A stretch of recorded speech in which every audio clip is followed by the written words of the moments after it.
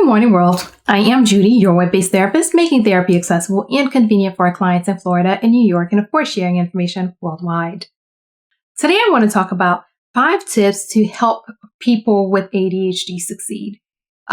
Whenever I talk to parents or friends or loved ones of people with ADHD, they're always saying they often have that common thing of wanting to help their loved one succeed, wanting to see their loved one do well, but a lot of times they don't always know the steps or to take or what to do and how to help them. So today we're talking about 5 things they can do to help people with ADHD succeed at whatever it is that they're working on.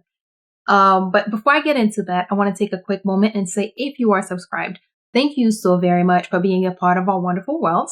And if you're not yet subscribed, please take a moment and click the subscribe button below so that you can become a part of this wonderful world of ours. And remember to tick the bell so that you are notified when I post new videos so you don't miss anything. And of course, if you'd like to purchase 1 or 3 of my books, there's also a link below that will take you to a site that shows you all your different options of places where you can get 1 or 3 of my books. Okay, let me get back to it. The first thing is to be supportive. Play a role in their efforts. When the person is working on something, when you see them implementing a new system, when you see them putting together a new plan, be supportive of that plan, and whenever possible, play a role in that plan. Ask them, hey, what can I do? How can I contribute to what you're working on? Ask them how you can be of assistance. Sometimes the answer may be that they don't know. Sometimes they don't know, or maybe they're not comfortable yet in bringing other people into the fold. But when you are supportive, it encourages them. It motivates the person to, hey, keep going, because, you have the support of these people who love you. You have the backing. You're not alone in this process. You're not alone in this journey. You have help. You have people that you can reach out to. You have people who got your back. It goes a long way to know that, your family, your friends, people who love you, people in your network are, that they got you. 2, use positive conversations, use affirmative conversation. Things like you speak in terms of do's, not don'ts. Don't tell the person, hey, don't put that there. Tell them where you want them to put it. Because if you tell me, hey, don't put that there, I'm sitting there, okay, you just told me I can't put it there. So now I'm just holding on to this glass because you told me I can't put it there. But 5 minutes later, I get distracted. My mind goes to something else and I forget what you said and I put it there. However, if you just told me, hey, don't put this instead of telling me don't put this on the table, you said, hey, put this on the counter. Now it will be on the counter. So by the time I get distracted, this thing will already be on the counter and I will have done what you wanted me to do. Tell the person what you want them to do. Give them solution. Don't just throw things out like, hey, don't do that. And then 5 minutes later, didn't I tell you not to do that? Yeah, but you didn't tell me what to do with it. You told me don't put it on the table, but you did not tell me I couldn't put it on the chair. So just remember that instead of saying don't do, tell the person what you want them to do. Don't expect them and hope. And I keep saying that I've said this before. Don't expect them to read your mind and figure out what you want them to do instead. Tell them what the alternative is. Give them the solution so that they can actually follow your solutions and do what you want them to do. 3, allow them time to master change. Sometimes it can be difficult for anyone to master a change. Anytime we're changing behaviors, we're working on changing something, it can take time. So give the person a break. Allow them the time to, hey, have some successes, maybe fall, maybe have a couple slip-ups, but don't expect that, hey, you said you were working on being on time, so why were you late today?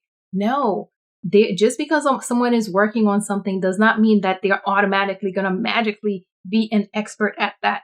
Just give the person time, allow the person the opportunity, the space, the time to work on whatever it is that they're working on and give them time to get it. 4, offer assistance, but don't impose demands. Sometimes what people will do is they'll come up with all these great plans of, hey, I heard this works, or I read about this, or I think this will work. This works for me. So why don't you do that? Don't go imposing demands. That's just giving one more source of pressure, one more source of stress. Instead, offer assistance. If you find something, if you find a resource, if you find a tool that you think is going to be helpful, share that with them. Bring it up. Hey, I heard about this. I was thinking maybe we could work on it together. Maybe we could implement it. What do you think? Give the person the opportunity to say, yeah, I think this might work for me, or no, I don't think this would work for me. Give them the opportunity to participate in the plan. Don't just go put a plan together and expect, hey, I put a plan together, so why are you not following it? Because the plan doesn't work for them. Know that what works for one person does not work for everybody else. What works for you as a person who does not have ADHD does not necessarily work for a person who does have ADHD. So offer assistance. Don't impose your demands. 5, notice and celebrate their successes. When people start working on things, they do experience a great deal of successes. They have things, they have those great days, but yes, it is possible that they will have not so great days. Notice their successes. Take time to notice and celebrate when they're doing well, when their plan is actually coming together, when the things that they're working on are actually giving them the results that they expected. Celebrate those with them. Again, I keep saying this. People with ADHD have so many outside sources of, hey, you did this wrong. Why didn't you? Blah, blah, blah. They have a whole world coming down on them. So take the time to celebrate the successes that they are achieving. When you see them doing well, celebrate that, notice that, acknowledge that, encourage them, because it helps to know that, hey, people are actually noticing, and not, it's not just this world. It's not just that everyone in this world is bashing me for all the things that I did not do the way that they expected me to do. They actually hear me. They actually see me doing the things that I'm actually doing right. Quick recap. 1, be supportive. Play a role in their efforts, whether they're working on a new plan, putting together a new system. See how you can be of assistance, offer your assistance, volunteer yourself in, whatever you can do. Be supportive. If they don't want your help, yeah, you don't have to help. You can still just, be the cheerleader in the background. 2, use positive conversations, use affirmative conversations. Use do's, not don'ts. Give them solutions. Don't tell them what you don't want them to do. Tell them what you actually want them to do. Put the cup on the counter. Don't put the cup on the table, because if you tell me I can't put it on the table, hey, I might put it on the chair because you did not tell me I couldn't put it on the chair. 3, allow them time to master the changes they're working on. If someone is working on being on time, don't expect that, hey, because today you decided you were going to work on being on time, you should now start being on time all the time. That's not how it works. That's not how change works. Give the person time to master what they're working on. They will have successes. They may have times when they slip. It's normal. It's human. Give them that.